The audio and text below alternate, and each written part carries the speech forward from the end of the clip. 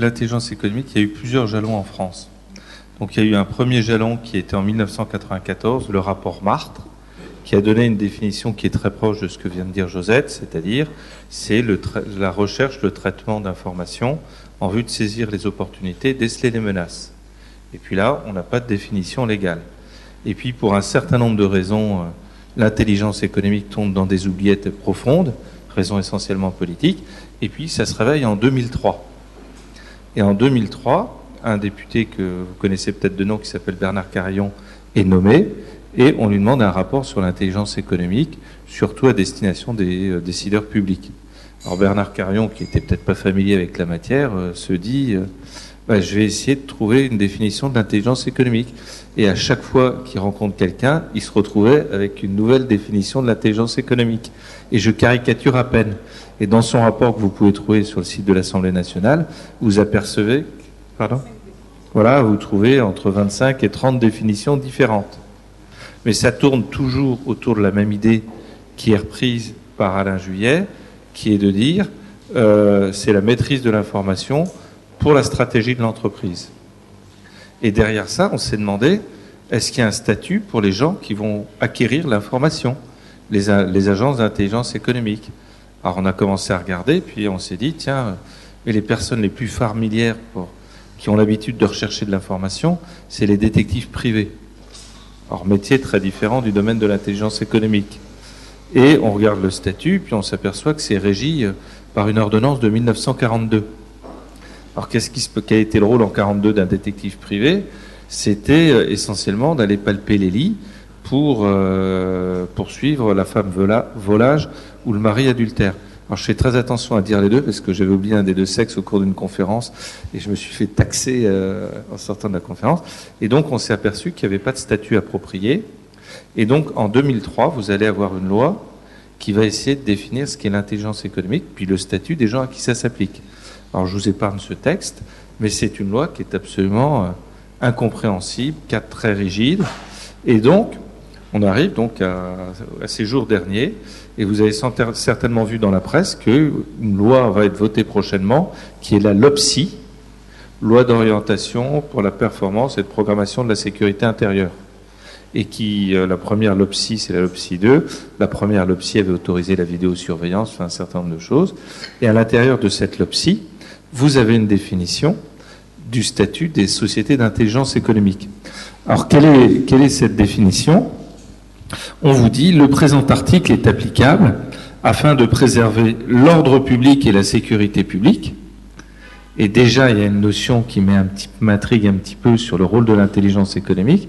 Est-ce que c'est de préserver l'ordre public et la sécurité publique ou est-ce que c'est de développer les entreprises? Donc il y a peut-être un élément... alors c'est dans un cadre de loi de programmation sur la sécurité intérieure. Et on vous dit que ça s'applique aux entreprises. Et là, on rentre dans la définition, dont l'activité principale est la recherche aux fins de traitement d'informations non disponibles. Ce qui veut dire que si je vais glaner de l'information sur le net, qui est ouverte à tout le monde, ça n'est pas forcément de l'intelligence économique, et qui ont une incidence significative pour l'évolution des affaires, la situation financière ou sociale d'une ou plusieurs personnes physiques ou morales. Alors c'est une définition qui ne regroupe pas tout à fait la définition classique de l'intelligence économique des praticiens, sur lequel va certainement s'étendre Franck Tonini ou Josette Bouffert, mais vous avez déjà une amorce de définition légale. Alors on en est au stade du projet de loi, donc ça va évoluer. Est-ce que ça sera élargi, restreint, on ne sait pas encore, mais au moins il y a quelques bases légales. J'ai une première question sur la veille. C'est d'abord le problème de l'officialisation de la veille. Alors je transforme toujours les cas pour des raisons de secret professionnel, et j'avais été consulté par, on va dire que c'est une boisson sucrée, qui faisait des surveillances de blogs sur les blogs des jeunes adolescents. Donc on est venu me voir en disant, tiens, ben, si jamais ça se sait, quels sont mes risques? Et la préoccupation des veilleurs de l'entreprise était venue d'un incident qui est venu... que vous voyez affiché ici, et bon, vous voyez les mouvements qu'il y a dans l'éducation nationale actuellement. Et maladroitement, le ministère de l'Éducation nationale a fait passer un appel d'offres en disant nous recherchons un prestataire d'intelligence économique pour surveiller ce que disent les enseignants sur leur blog. Alors ça fait un pataquès absolument terrible dans le domaine de l'éducation nationale. Et vous allez sur Internet, vous retrouverez tous les éléments. Et ça a amené certaines entreprises privées à se dire est-ce qu'il est légal, est-ce que c'est légal de veiller et est-ce que je dois le dire? Parce que quelque part, un blog, c'est public en même temps. Voilà. Alors, en fait, il y a des tas de dimensions qui vont s'articuler là-dessus. Et notamment au niveau du droit du travail, si vous voulez surveiller un salarié, il y a 3 conditions à respecter. Alors, première condition, c'est que le salarié soit informé au préalable. Alors, est-ce que vous imaginez en train de signer un contrat de travail avec l'employeur disant nous, sous-signé machin, nous nous réservons le droit de zapper sur les blogs pour savoir ce que vous dites de l'entreprise. Et ça n'est pas qu'un cas de figure. Alors, j'ai demandé je ne sais pas si vous arrivez à voir le transparent.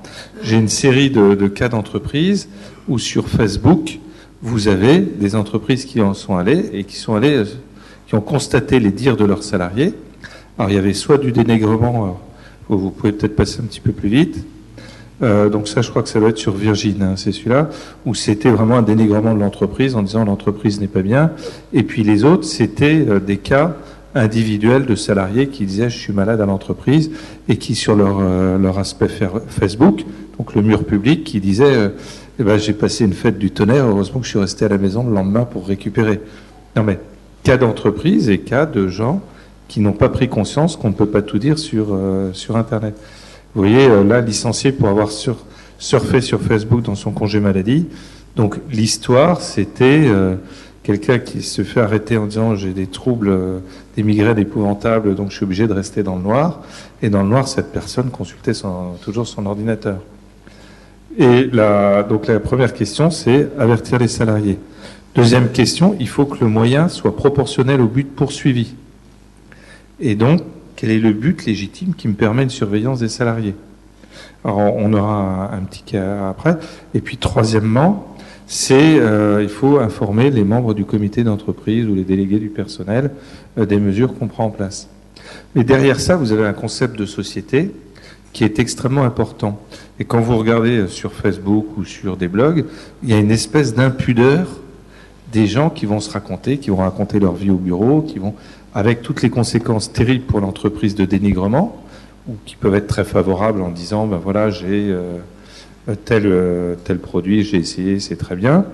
Et je suis tombé sur un article qui, je crois, était dans Le Monde, qui comparait l'évolution des blogs à la révolution sexuelle. En disant, vous inquiétez pas, je vais venir de manière très correcte à mon parallèle, c'est dans cet article, la personne disait, mais regardez, avant grosso modo mai 68, il n'était pas question d'avoir un sein dénudé sur une plage, c'était scandaleux.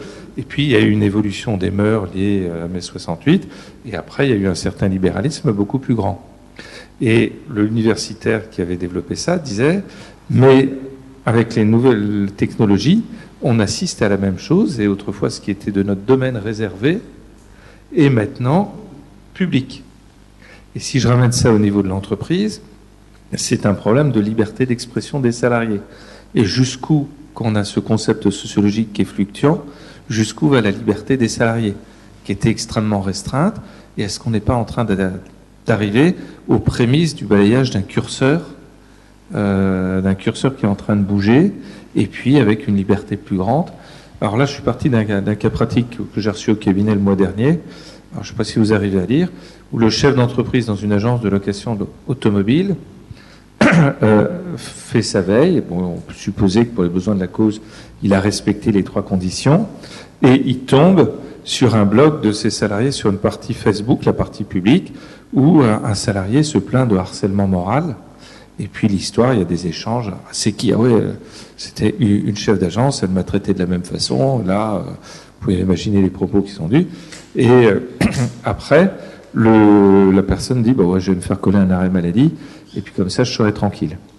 Et donc, on en est là. Donc, pour le chef d'entreprise, et derrière cet exemple, je voudrais vous montrer le besoin de la veille, c'est je tombe sur cette information, quelle réaction je dois avoir.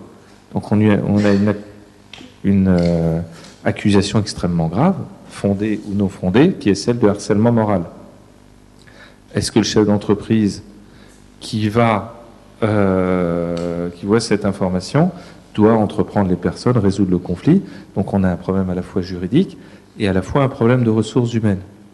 Et je vais un petit peu plus loin dans ma démarche. Est-ce que le chef d'entreprise qui n'aurait pas entrepris une veille de cette nature-là, si jamais le harcèlement moral se traduit par quelque chose de dramatique, comme on l'a vu dans la presse dernièrement, par des suicides, on en a vu, il y avait 6 mois, c'était quand même l'actualité dans les journaux, est-ce que le chef d'entreprise ne peut pas être considéré comme responsable en disant « vous auriez dû faire une veille et déceler un mal-être chez vos salariés ». Il y a un aspect qui est purement pratique, qui est l'organisation de l'entreprise, qui a accès dans l'entreprise, quels sont les systèmes informatiques, etc. Et comme j'ai 2 personnes beaucoup plus compétentes que moi pour évoquer ce sujet, je ne l'aborderai pas. Et puis, le second point, il y a les aspects juridiques. Donc, les aspects juridiques, en termes de protection de l'information, vous avez la classique propriété intellectuelle, qui est de dire, est-ce que je dépose un brevet? Est-ce que je dépose ce que j'ai évoqué tout à l'heure, une marque? Est-ce que je dépose un modèle? C'est le cas que j'avais cet après-midi.